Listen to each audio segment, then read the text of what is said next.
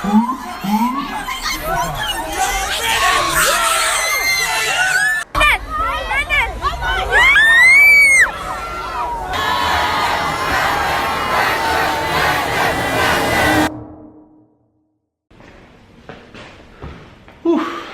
up, everybody? So yeah, I realized a lot of you guys know me. You recognize me, you recognize my photos, but you don't really know anything about me or where I came from, how I started, besides the fact that I like cameras, I live in Los Angeles, and I'm extremely good looking. It's like all you know about me. So I wanted to fill you in on my story so far. And I figured the best way to start that is from the beginning. So I was born in a small town in Massachusetts called Duxbury. It's about 30 minutes south of Boston. It's a little beach town with nothing much going on except for bonfires in the summer and freezing your ass off in the winter. But I loved it. It was home. It's where I grew up. I don't think I'd ever want to grow up anywhere else. I don't think I would change that for anything. Actually, a little fun fact, my family has been living in Massachusetts for literally hundreds of years, since the Pilgrims landed on Plymouth Rock. I have like a direct line of descendants down to that point. So that part of my family is a little bit of English, but I'm actually mostly Norwegian and Irish. So maybe the Norwegian sort of explains the height. That's on my dad's side. So he's 6'4", I'm 6'3", and my sister, my younger sister, is 6'2". She's pretty good at basketball, but I'm getting sidetracked. So growing up in Duxbury, I was a super awkward kid. Could not talk to people to save my life. I was so shy. You know what, actually, let me ask a few of my friends. Brendan, you were so awkward. Really awkward. Super awkward. Bro, you were super awkward, but we loved you for it. In case you didn't notice, the only girl in that was my sister. I did not talk to girls in high school. I was terrified of them. I wanted nothing to do with them. But I did play sports. That's what I had in high school. That was my thing. I was an athlete. I played everything. I played soccer, I played baseball, I played basketball, and I was good at it. I was playing club, and we were good. I was on a good club team in Massachusetts.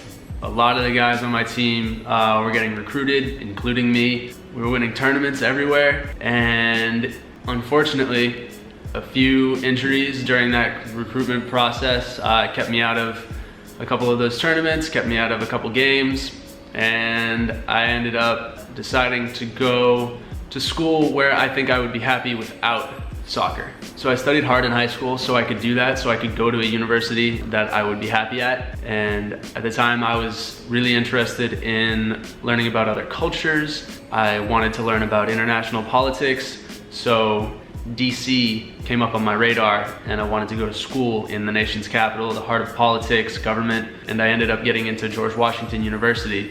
I studied international affairs and environmental science at George Washington. I got to really embrace being in Washington, DC. I participated in conferences on climate change and food security. I even got to go bowling at the White House. And it was amazing. It was an incredible place to learn and get those experiences. But yeah, college was where I really started to break out of my shell. It's where I started to shed that shy part of myself and move past it. I gained a lot of confidence. I ended up joining a fraternity and making friends that I will have for the rest of my life. But what happened outside of school was what set me on the path that I've been on up until today.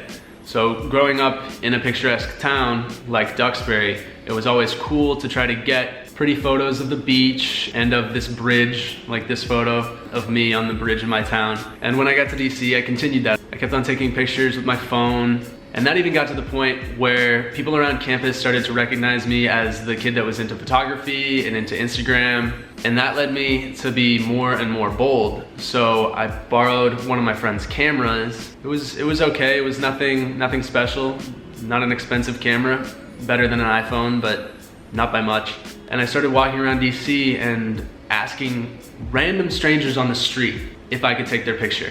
Like I was Humans of New York or something, but DC's version. I just wanted to take pictures, and I would post these on Facebook, I'd post them on Instagram. I even got to the point where I did a little photo series. This was my first, I guess, photo series, you could call it.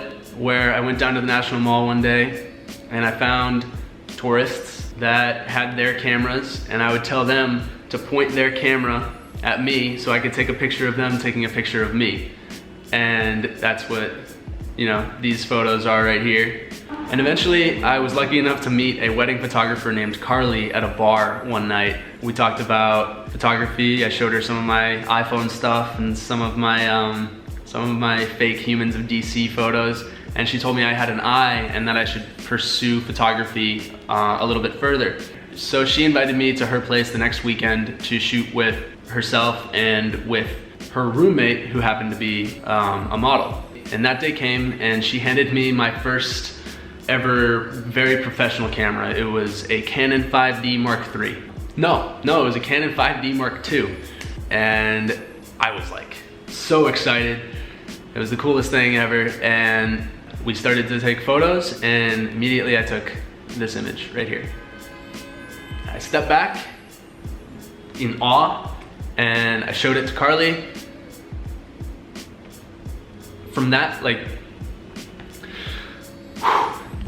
from that moment on, for better or for worse, I was going to be a professional photographer. It did not matter. All of the money in the world wouldn't have changed my mind. It didn't matter that I was only a few months away from graduating with a degree in something completely different.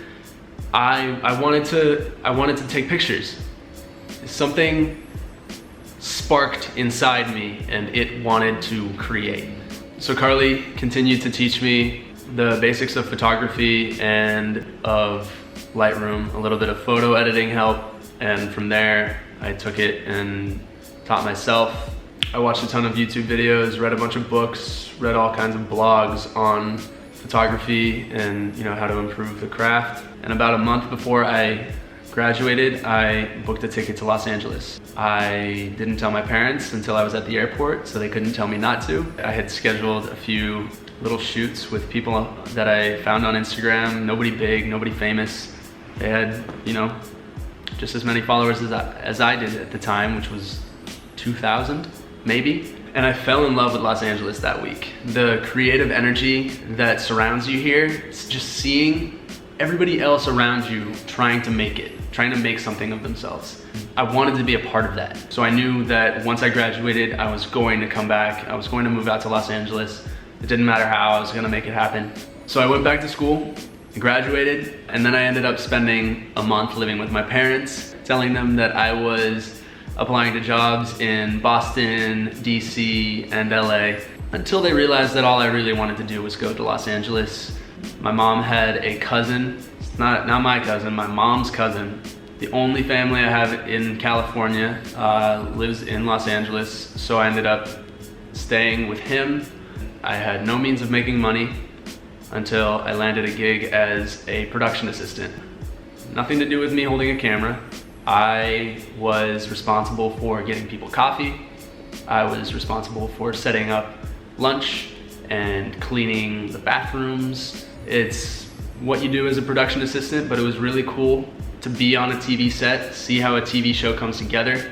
But when that season ended, I decided that that was not the job for me. I did not want to go back, and I had just found somebody to live with in a Facebook group. I didn't know the person. We split a 1-bedroom and split the rent, which made it cheap enough for us to afford. But very quickly, the money that I made as a production assistant was running out, and I needed a new way to make money because nobody wanted to pay me to take photos. So I was shooting for free. I was doing all these photo shoots with people from Instagram, you know, small followings, just to build up a portfolio. I still had very few photos to my name that I was proud of, very few. And I decided to start driving for Lyft to make money. I would drive and then I would shoot. I would schedule shoots and then I would drive. So when I wasn't taking photos, I was driving people all around Los Angeles to where they needed to be and, you know, making a little bit of money from that. And that kept my head above water until I started to catch a few breaks. Eventually, my photos that I was taking caught the eyes of a few photography feature pages on Instagram, and I was getting tagged in my photos on their pages to their hundreds of thousands of followers.